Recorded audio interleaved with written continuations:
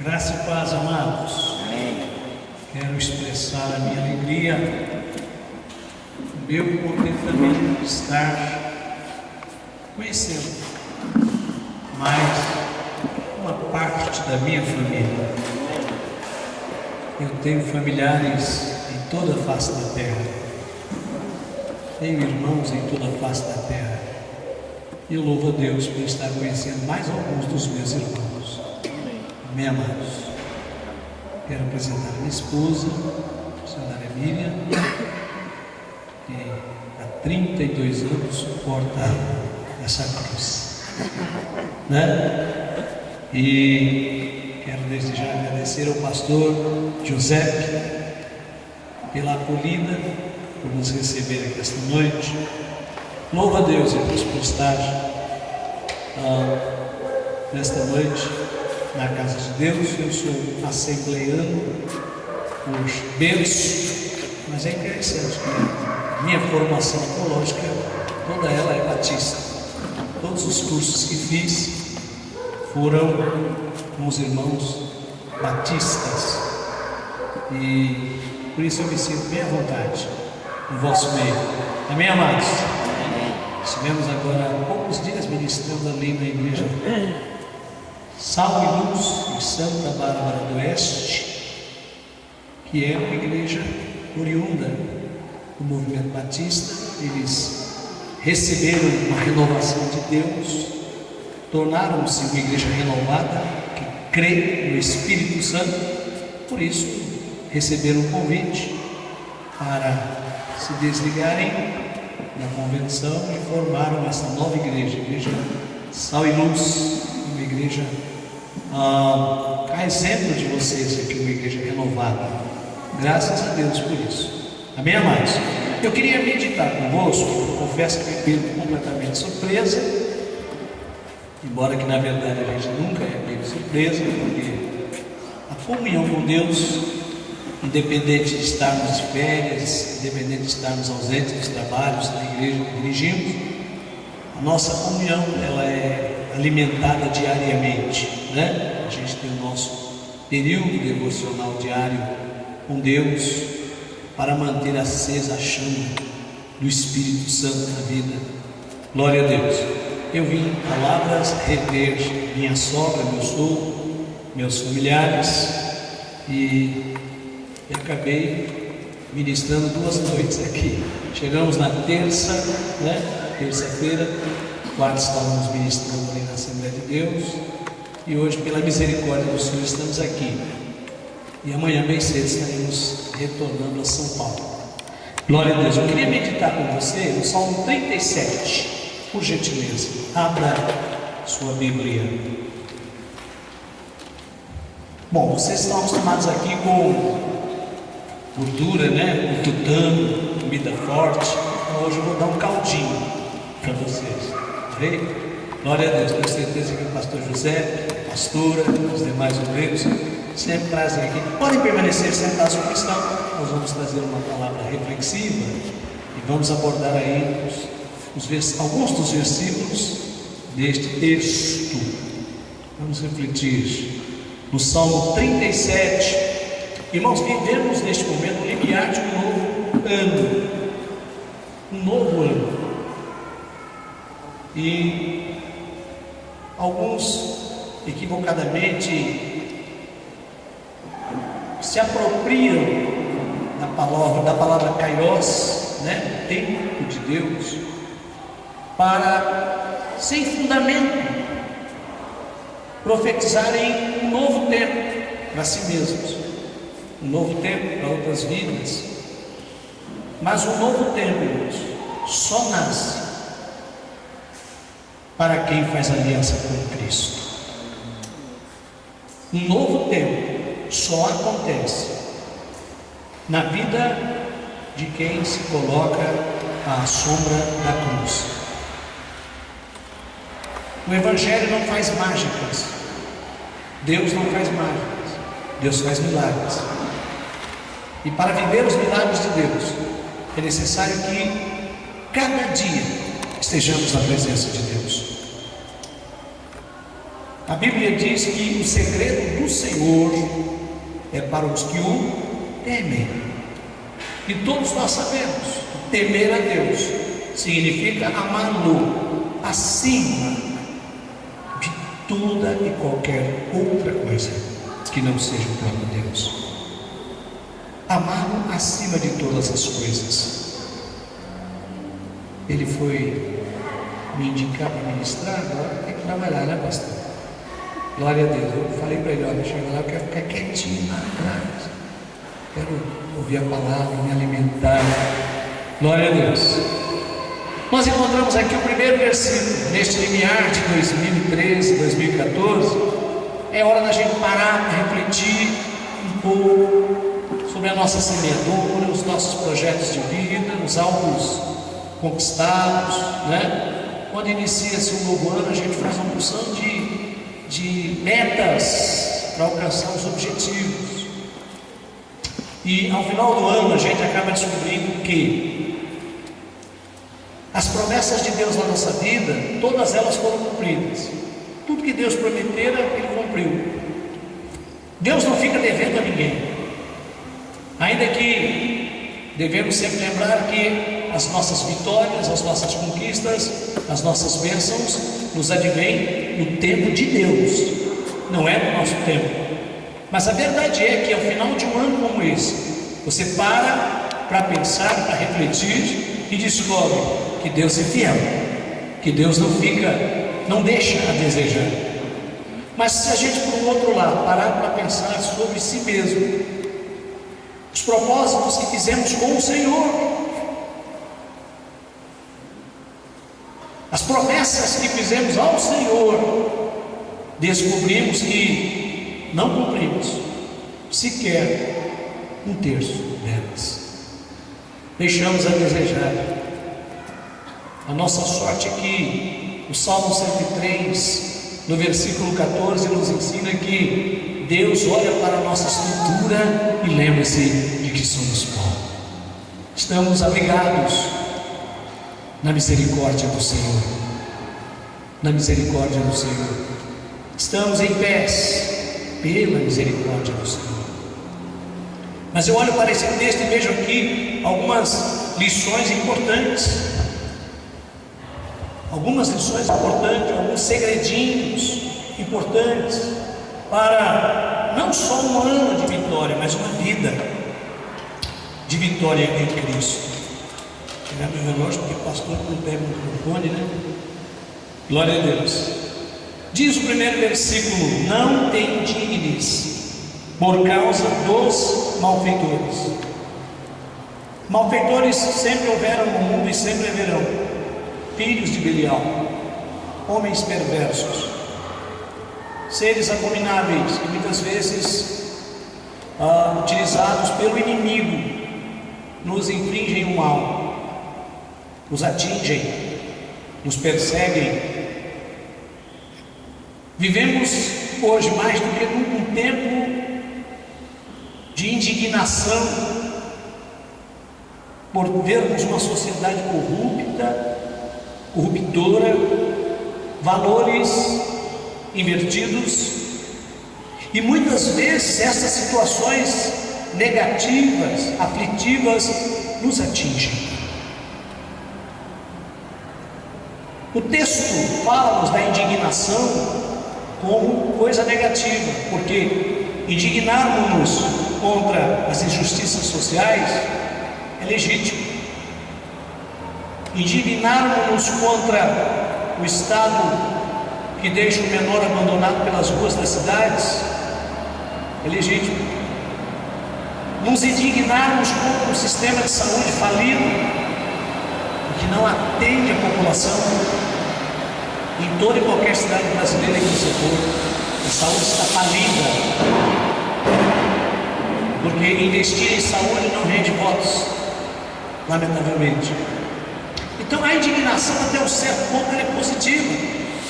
Ela nos tira da nossa zona de conforto, ela nos tira do comodismo. É importante não nos acomodarmos. Mas a indignação de que o texto nos fala aqui é aquela indignação nascida de uma sementinha maligna chamada ressentimento. Ressentir, ou seja, sentir de novo, é aquela pessoa, por exemplo, que vive alimentando as suas mágoas, suas dores, seus dissabores, suas perdas, seus traumas do passado. É disso que o salmista está falando aqui esta noite. E Deus, através do seu Espírito Santo, nos chama a atenção nesta noite gloriosa de quinta-feira. Não deixarmos impregnar-se a nossa alma este sentimento negativo de mágoas acumuladas, ressentimentos acumulados, para que, acumulando-se no nosso coração estes sentimentos negativos, venhamos a ser acometidos por uma coisa que a Bíblia chama de raiz de amargura. E segundo a Bíblia, não há cura para a raiz de amargura. Uma pessoa, depois que se tornou amargurada, só o sangue do Cordeiro, só uma profunda terapia pastoral pode libertar aquela pessoa da raiz de amargura. Porque mágoas, amados, são sentimentos negativos que são como veneno. Você que se deixa abater, você que se deixa indignar e permanecer nessa situação, e adquire o mau hábito de ir acumulando, guardando mágoas de alguém, guardando ressentimentos, guardando indignação lá nos porões da alma. Isto é veneno, e é veneno mortal, e é um veneno que tem um efeito cumulativo.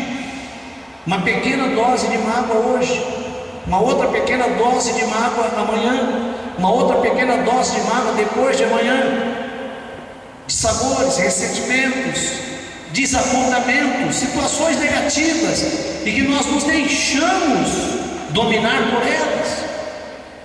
O veneno vai se acumulando e um dia pode matar, espiritualmente falando. Glória a Deus. A Bíblia diz em Isaías 43, versículos 18 e 19: não vos lembreis das coisas passadas, nem considereis as antigas, eis que farei uma coisa nova. Para que o novo de Deus realmente venha de encontro à nossa vida, precisamos em Cristo alcançar a graça, a capacidade de sepultar o passado, de abandonar o passado, de esquecer o passado. Eu só alcanço e só descubro as novas bênçãos que estão à minha frente, as novas portas que Deus vai me abrir, as novas oportunidades que Ele me concede, se eu tiver a graça, tiver a capacidade de não olhar para trás. O apóstolo São Paulo, aquele que depois de Cristo é um dos maiores paradigmas da igreja, e que pode falar de cadeira sobre sofrimento. Você não encontra o apóstolo Paulo no final do seu ministério um crente chatonildo, um crente mal resolvido, um crente deprimido, um crente azedo.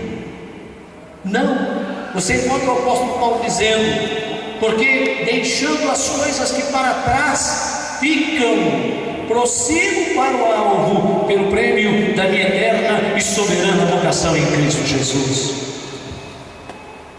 Isto fala de não se deixar indignar. Não te indignes por causa dos malfeitores. Primeiro segredo, irmãos, para termos uma vida de vitória em Cristo,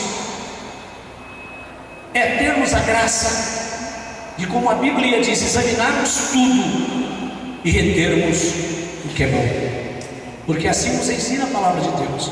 Examina tudo e retém o que é bom.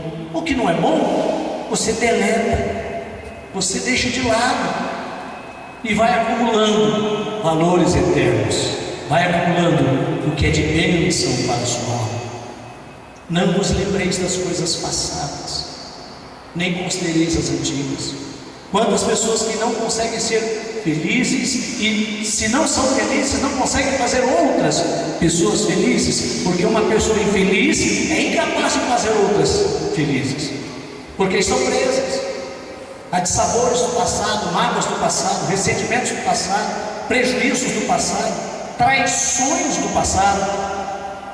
Mas que nós tomemos posse da promessa de Cristo através do salmista, no versículo 19 de Isaías 43: eis que farei uma coisa nova. Para que o novo de Deus venha de encontro na minha vida, eu preciso sepultar, esquecer, abandonar, deletar as coisas negativas do passado. A Bíblia Sagrada nos ensina que o perdão é cura para a alma, é remédio para a medula. Há coisas que nos são humanamente impossíveis de perdoar. Se você buscar na memória, você vai lembrar disso. Há certas traições, há certas palavras, há certas situações, certas puxadas de tapete, que se você olhar sobre a perspectiva humana, você diz: eu não posso perdoar isso, eu não tenho graça para perdoar isso. Mas é exatamente aí que entra a graça do Senhor Jesus Cristo.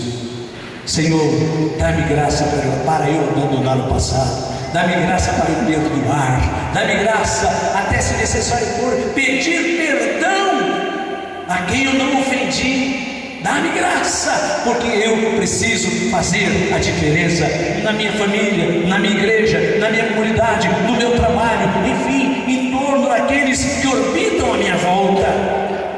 Eu preciso ser capaz de fazer a diferença.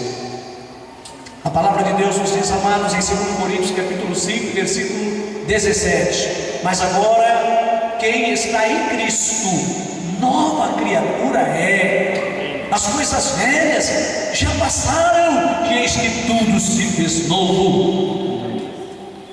Se você viver olhando para trás, não vai descobrir novas oportunidades, novas portas que se abrem, novas bênçãos que vêm.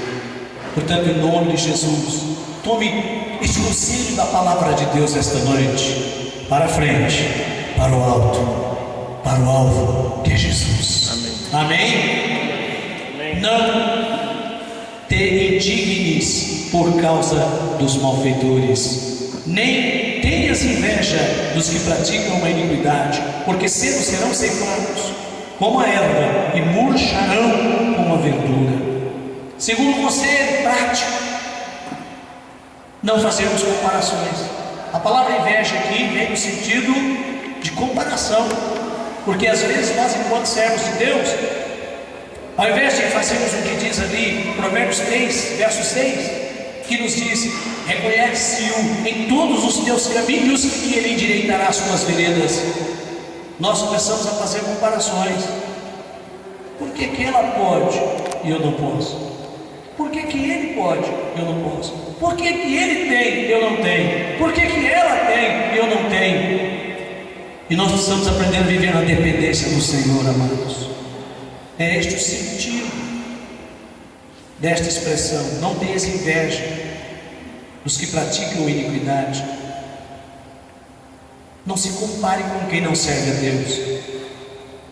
Não compare a sua vida, as suas conquistas, as suas realizações. Você vive na dimensão do reino de Deus, na dinâmica do reino. Com a gente é diferente. Há coisas que você vai precisar se apegar mais ao Senhor e derramar um pouquinho mais de lágrimas, e derramar mais um pouquinho a sua alma para avançar das mãos do Senhor. Por quê? Porque a Bíblia diz lá em 2 Pedro capítulo 2, versículo 18 em diante, que Deus se apropria do sofrimento, Deus se apropria até das injustiças, para nos fazer aprender a andar nas pisadas do Senhor. Ao contrário do que alguns pregam por aí, de que vir para Jesus é deixar de ter problemas, vir para Jesus é deixar de ter dificuldades. Quando você vem para Jesus, você só vai triunfar 24 horas por dia. Este não é o Evangelho de Cristo. Jesus disse: no mundo tereis aflições.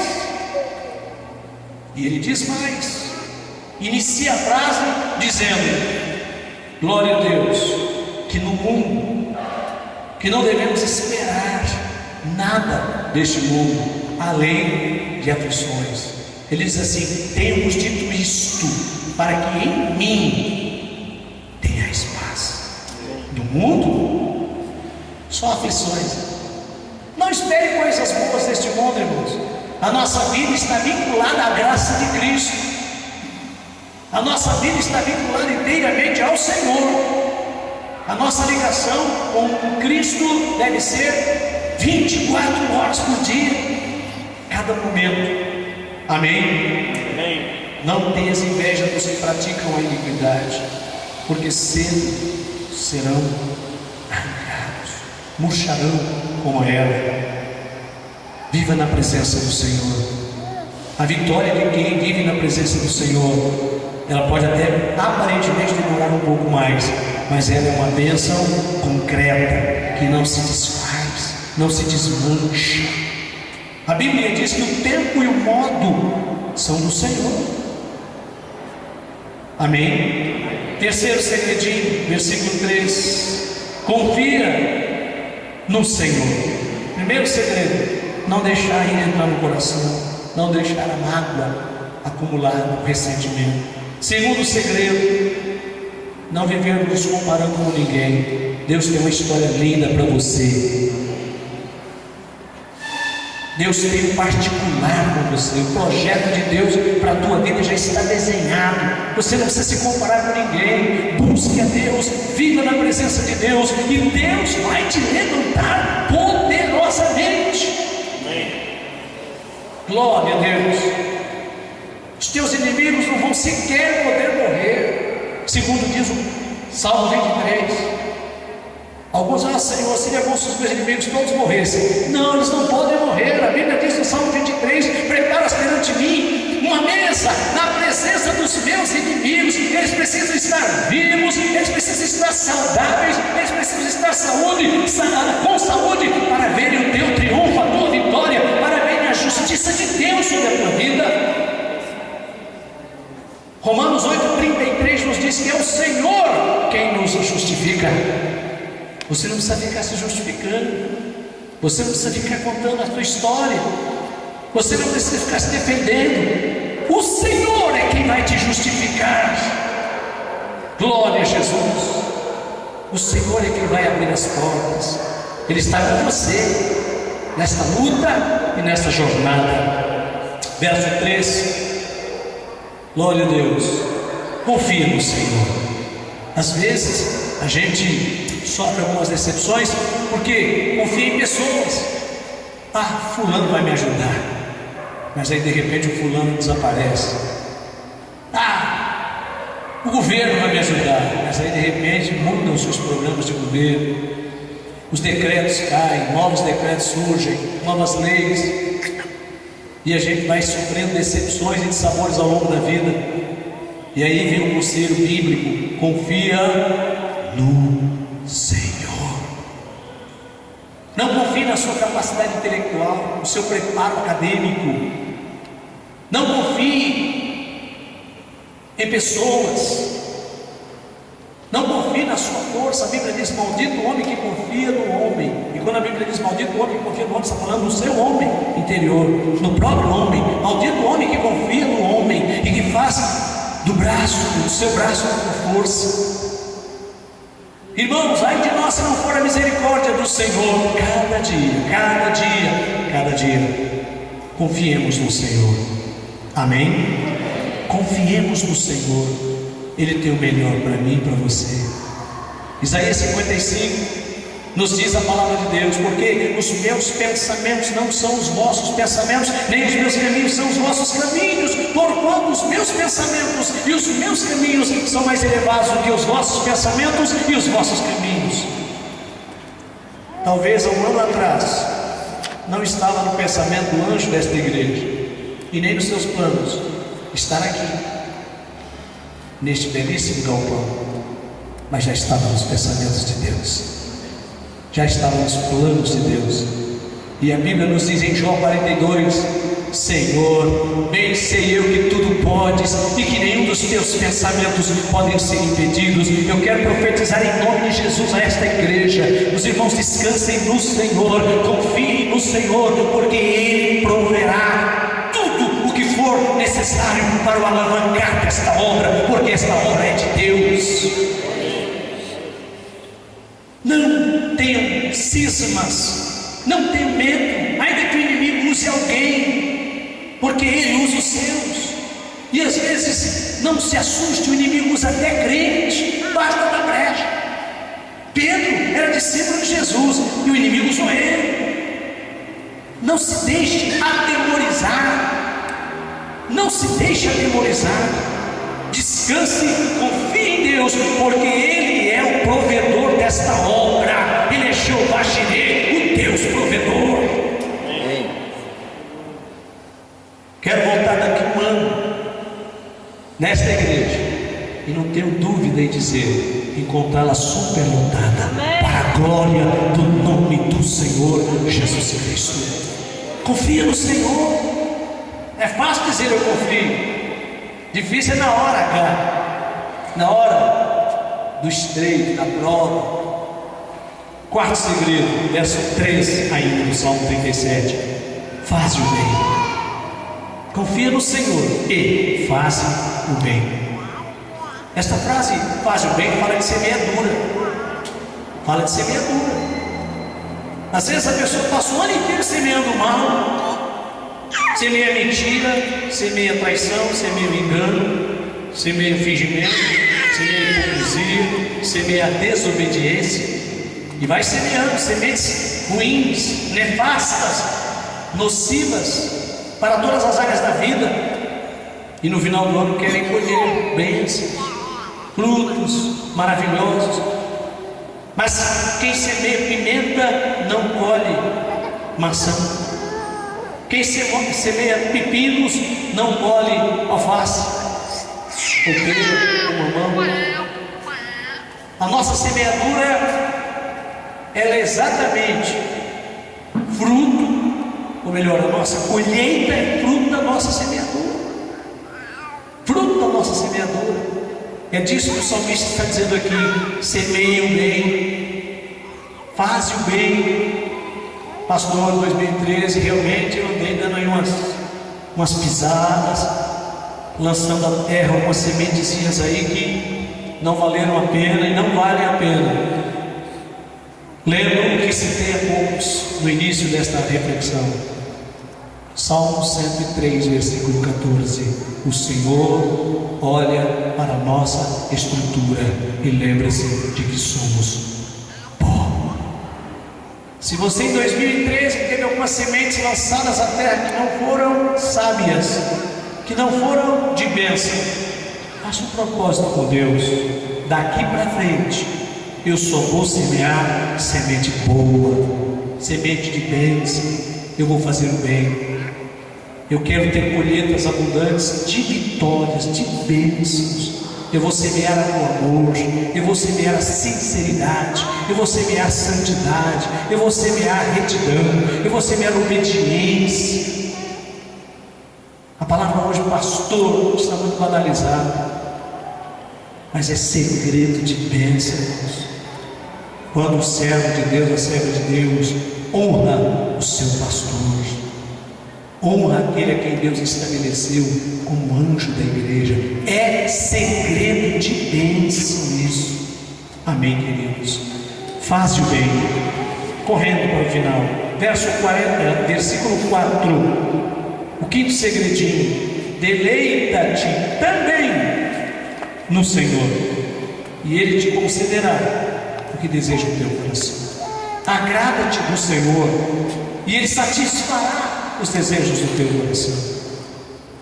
Nos deleitamos em viajar, nos deleitamos em comer um belíssimo churrasco de fim de ano, nos deleitamos em comer, não sei, aqui em Minas a gente quase não vê pizzaria, né? São Paulo, o esporte preferido dos evangélicos é depois do culto do sábado para pizzaria, né? Nos deleitamos em comer pão de queijo, nos deleitamos em tantas coisas, em rever os amigos, os familiares, nos deleitamos em muitas coisas.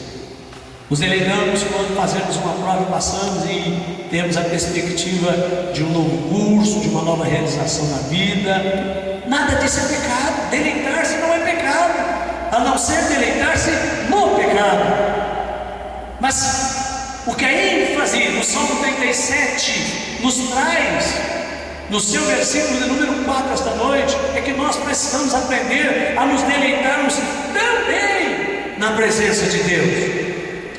Porque muitas vezes a correria da vida é tão grande, os afogadinhos são tão grandes, vivemos aquela vida tão corrida, que sem que percebamos, vir para o culto, vir para a casa de Deus, vir adorar a Deus, vai se tornando como que um peso.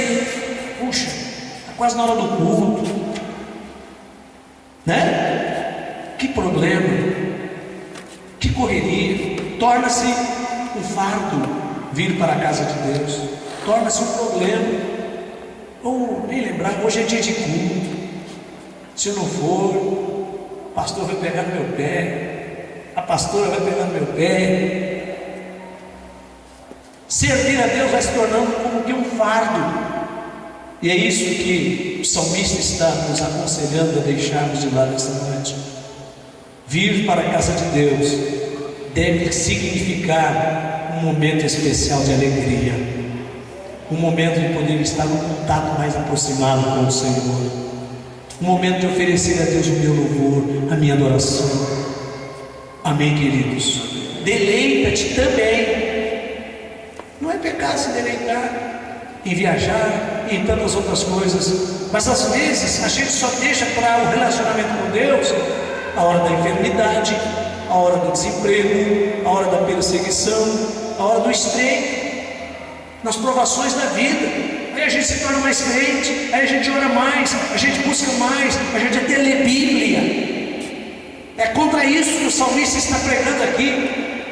Não haja dessa maneira, seja grato ao Senhor, deleita-te também no Senhor, e Ele concederá o que deseja o teu coração.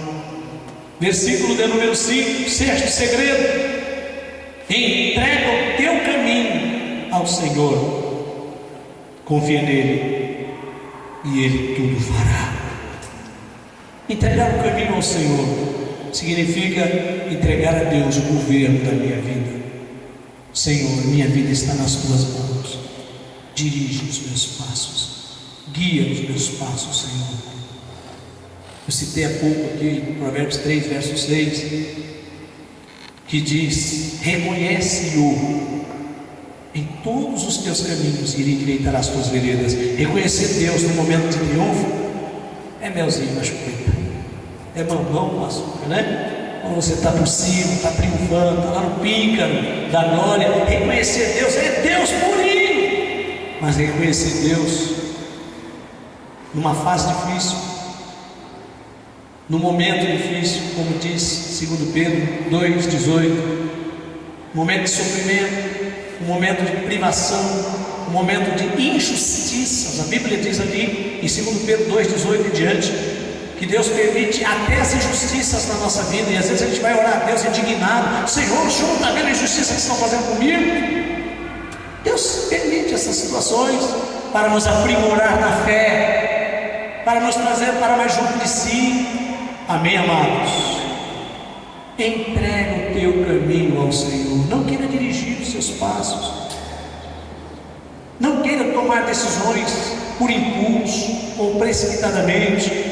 Ore antes, procure o anjo da igreja, peça um aconselhamento pastoral. Vivemos uma época em que as pessoas, e muitas delas crentes, evangélicas, tomam suas próprias decisões, não procuram mais os gabinetes pastorais, não oram antes de agir.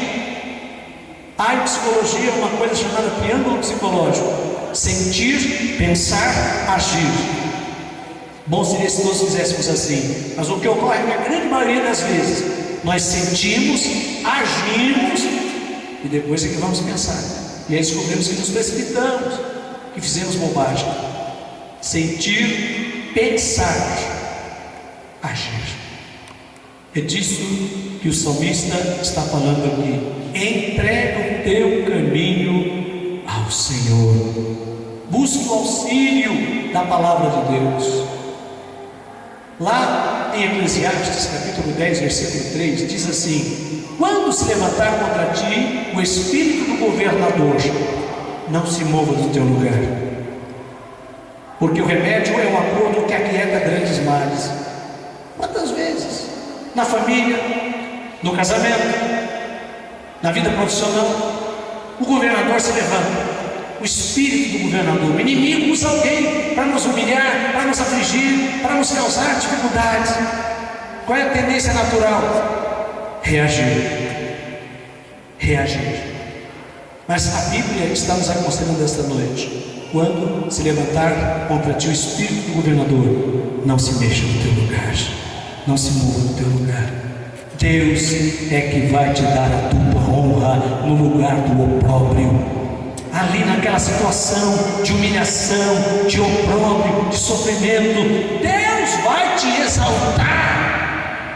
Não precisa você pôr a mão, porque se você põe a tua mão, Deus tira dele. Continue humilde, firme e confiante, porque de Deus virá a tua vitória.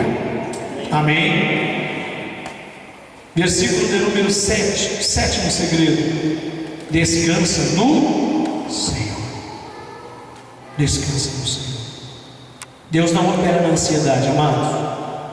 Até para casar, enquanto aquela moça é ansiosa, aquele rapaz é ansioso, Deus não prepara o melhor, porque a ansiedade nos faz agir por impulso, nos meter as pés pelas mãos. Pode observar, uma moça ansiosa dificilmente faz um bom casamento. Um rapaz ansioso dificilmente faz um bom casamento. Deus não opera na ansiedade. Pedro, que era um poço de ansiedade, do alto da sua sabedoria e do seu final de ministério aprovado por Deus, ele dá-nos um conselho: lançando sobre ele toda a vossa ansiedade, porque ele tem cuidado de vós. Deus não age na ansiedade.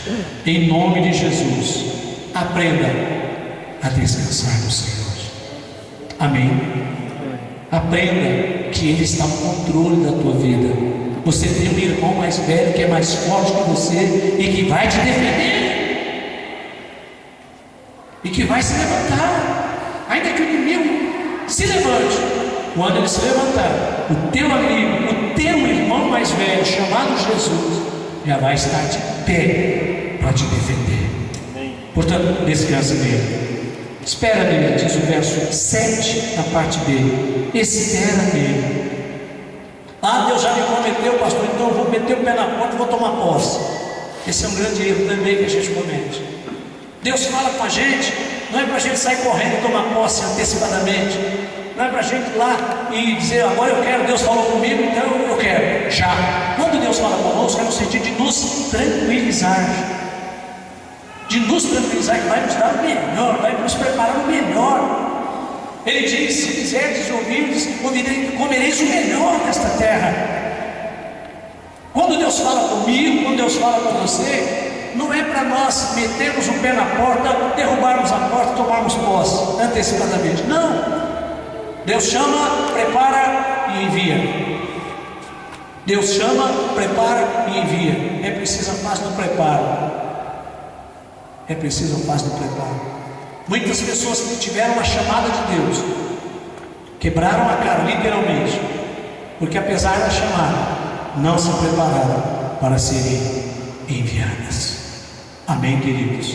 Espera no Senhor. Ah, eu estou nessa igrejinha aqui, aqui não me dão valor, aqui não há perspectiva. Zacarias 4, versículo 10.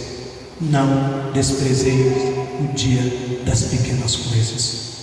Se Deus abriu uma porta para você lavar os banheiros da igreja, faça com gosto, faça com prazer, faça com alegria. Faz parte do teu aprimoramento ministerial, faz parte da tua chamada.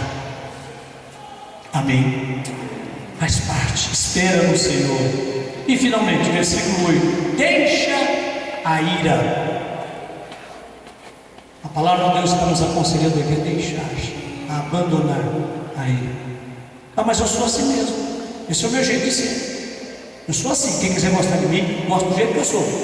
Não, ninguém é obrigado a gostar da gente do jeito que a gente é. A Bíblia diz que nós precisamos aprender a sermos pessoas cada dia mais agradáveis à luz da palavra de Deus, para conquistarmos outros para o reino dos céus. Quanta coisa eu preciso renunciar, quanta coisa eu preciso abrir mão, para não escandalizar o meu irmão. Para não escandalizar o meu irmão. Deixa a ira. Ira é problema de temperamento, mas quando não se combate este problema de temperamento chamado ira, o inimigo potencializa ela. E muitas vezes, mesmo nós sendo crentes em Cristo, dominados pela ira, somos usados pelo maligno. Somos usados pelo maligno. Basta dar brecha.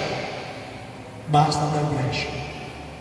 Eu encerro esta reflexão lembrando Romanos 12, versículo 19. Glória a Deus. Não vos vingueis a vós mesmos, amados, mas dai lugar à ira, porque minha é a vingança, diz o Senhor, eu darei a retribuição. Quando a Bíblia diz dar lugar à ira, não é dar vazão à ira. Dai lugar à ira, dê vazão para ela passar. Recolha-se, esconda-se à sombra da cruz, para que a ira passe incólume, sem se impregnar na sua alma. Um outro aspecto: a ira é coisa de Deus. O homem não sabe a dosagem, não sabe a hora, não sabe o jeito. Às vezes, no momento de ira, atinge alguém que não tem culpa. Quantas pessoas são vitimizadas aí no mundo por balas perdidas?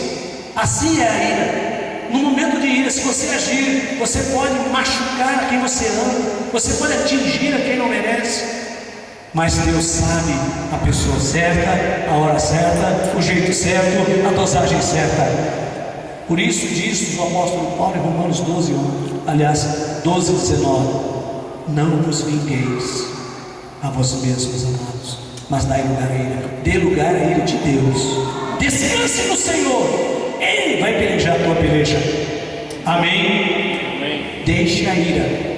Pastor, eu sou uma pessoa iracunda, irascível. Comece a buscar graça. Senhor, dá-me graça. Dá-me a graça do bom pastor Jesus, para que eu aprenda, como ele disse: aprendei de mim, que sou manso e humilde de coração.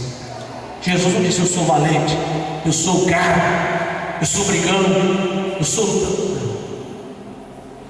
Há duas coisas que Jesus ensina e que poderíamos resumi-las a tudo que Jesus pregou. Vinde a mim, aprendei de mim. Vir a Jesus é tão fácil, né? A gente vem a Jesus tudo arrebentado, Ele nos restaura completamente. Mas o difícil é aprender de Jesus.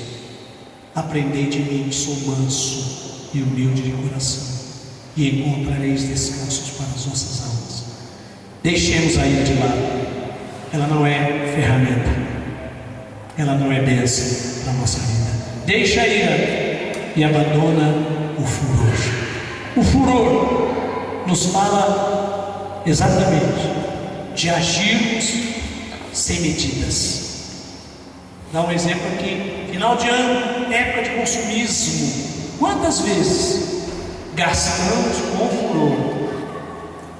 Tem uma invençãozinha aí que às vezes eu brinco lá na minha igreja, uma invenção do inferno, chamada cartão de crédito. Cartão de crédito, você usa ele, aparentemente ele é uma bênção. Cai no cartão de crédito, vai no shopping, compra o que precisa, até o que não precisa, e depois, quando chega o boleto, começa a tribulação. Começa a tribulação. É disso que a Bíblia está falando. Abandona o furor. O furor para gastar, o furor para consumir, o furor para conversar. Quantas pessoas vão conversar com a outra, resolver uma situação, dirimir uma dúvida, mas não conseguem chegar a bom termo porque estão enfurecidas? Furor para falar, furor para conversar, furor para negociar. Às vezes Deus nos abençoa, nos dando bênçãos nas nossas mãos, e nós as perdemos porque não sabemos negociar. Negociamos com furor, compramos com furor, vendemos com furor. A palavra de Deus nos ensina a moderação. Abandona o furor. O furor não é bênção em nenhuma situação. Será que Deus falou conosco, igreja? Estou perdoado desde já? Próximo culto, ele e a Glória pede perdão para o pastor e para a igreja. Amém? Deus abençoe vocês. Amém. Mas quanta sabedoria nós encontramos na palavra de Deus. Quantos conselhos que Deus nos dá para nós vivermos uma vida não melhor, não, excelente, se nós seguimos aquilo que Deus tem para nós. Quantos problemas a menos nós teríamos, quantos erros a menos a gente faria. Feche os seus olhos nesse momento. Eu queria pedir ao Espírito Santo nesse instante de selar essa palavra no teu coração, porque a palavra ouvida ela pode ser roubada. Mas se você nessa noite pede de uma forma íntima ao Senhor, Senhor, que essa palavra possa entrar no mais íntimo do meu coração, nas profundezas da minha alma, Pai, e eu possa aplicar, Senhor, a sabedoria bíblica à minha vida.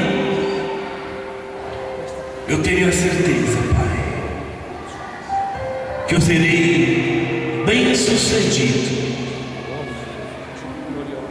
Isso que a Bíblia diz, quando nos fala de bênção para a vida do cristão.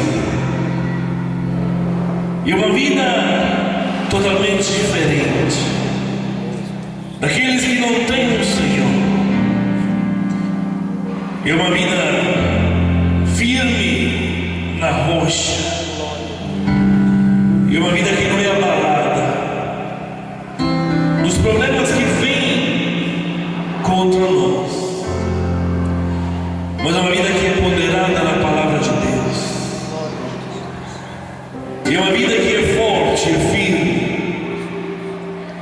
E essa é a vida que Deus tem para mim, essa é a vida que Deus tem para ti. Para nós os quais Ele chamou, para nós os quais Ele morreu. Cristo veio nessa terra para nos oferecer uma vida lá no céu um dia, mas para transformar a nossa vida aqui na terra hoje. O encontro com Cristo é algo que Ele revoluciona o nosso ser. E Cristo te convida nessa noite a aplicar a palavra dEle na tua vida, a desejar o alimento sólido que vem da palavra de Deus, para que você possa viver o melhor de Deus aqui na terra, para que você não seja um homem, uma mulher que vive de lindas frases, declarações, mas que verdadeiramente a vida abundante do Senhor possa fluir dentro da tua casa, dentro do teu coração, dentro da tua alma. Somente aplicando a palavra de Deus à minha vida, eu vou ter a garantia de ter uma vida bem-sucedida. Quando eu deixo o Espírito Santo transformar o meu ser, quando eu me confronto com a palavra dEle, eu vejo que há muitas coisas a serem mudadas na minha vida. Eu digo, Senhor, eu quero mudar. Aí começa a revolução, aí começa a transformação, aí começa o agir do Espírito Santo de uma forma maravilhosa. Eu começo a me esvaziar de mim mesmo, e a água do Espírito lá na minha vida, Ele vai me enchendo, enchendo, enchendo, até eu me tornar a estatura perfeita do Filho de Deus. É isso que Deus procura nessa noite. Homens e mulheres dispostos a obedecer a palavra dEle e não outras coisas. Homens e mulheres que não correm atrás daquilo que eles querem ouvir, mas estão dispostos a dizer, Pai, fala aquilo que eu preciso escutar.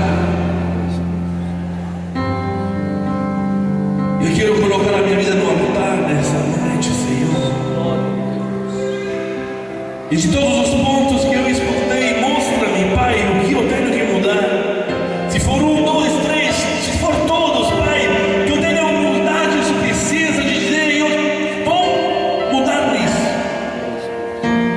Eu vou deixar a ira de lado, eu vou deixar a inveja do lado, eu vou deixar tudo aquilo que não é do Senhor do lado, porque eu quero viver uma vida feliz. Eu quero me apegar a Ti, Jesus. Eu quero viver o melhor desta terra contigo, Jesus, porque essa é promessa do Senhor. Mas eu tenho que fazer a coisa certa. Não é só eu falar algo de bonito para isso acontecer. Senhor, coloque em nós uma sede, uma fome de Ti, de nos tornarmos aquilo que o Senhor deseja. Nos ajuda, Espírito Santo. Quanta sabedoria, quantos conselhos maravilhosos. Tem muita gente procurando uma palavra de esperança, tem muita gente procurando uma palavra que transforme a tua vida, a vida dele. E a tua palavra, ela é rica, ela é cheia, ela é transbordante de palavras de vida, de palavras de transformação, de palavras de sabedoria, de palavras de conhecimento, de palavras, Pai, que vão nos transformar radicalmente, vão nos deixar viver, Pai, de uma forma maravilhosa. Por isso nós somos mais do que vencedores, porque a Tua palavra nos guia, porque nós temos um manual.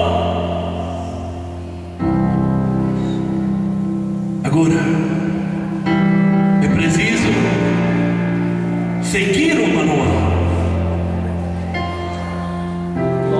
É preciso montar conforme as instruções. Senão não dá. Se não sobra peças, senão nunca você vai ser feliz. Jesus é o caminho, a verdade e a vida. E não importa se você já o conhece, ou se você já o declarou como seu Senhor e Salvador. Aquilo que Ele quer nessa noite, que você viva conforme a palavra dEle.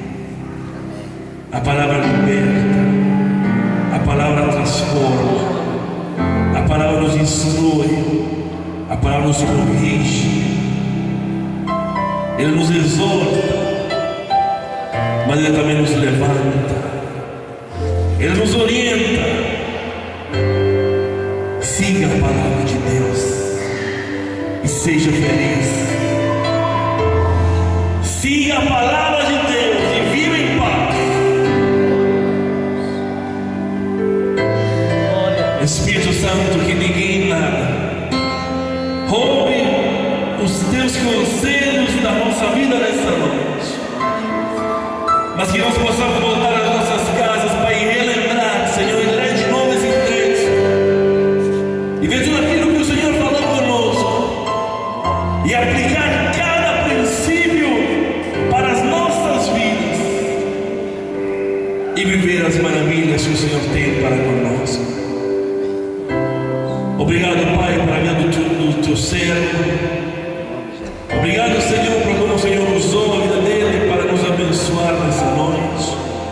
Acompanha-o junto com a esposa na viagem da manhã. E que eles continuem sendo bênçãos, Senhor, lá em São Paulo, lá onde o Senhor nos plantou. Abençoa a igreja deles, que através da vida deles a igreja seja alimentada, orientada. Que através da vida deles a igreja possa chegar aos pés da cruz e ser lavada pelo sangue do Cordeiro. Senhor, nos ajuda neste ano que está por entrar, Pai, a ser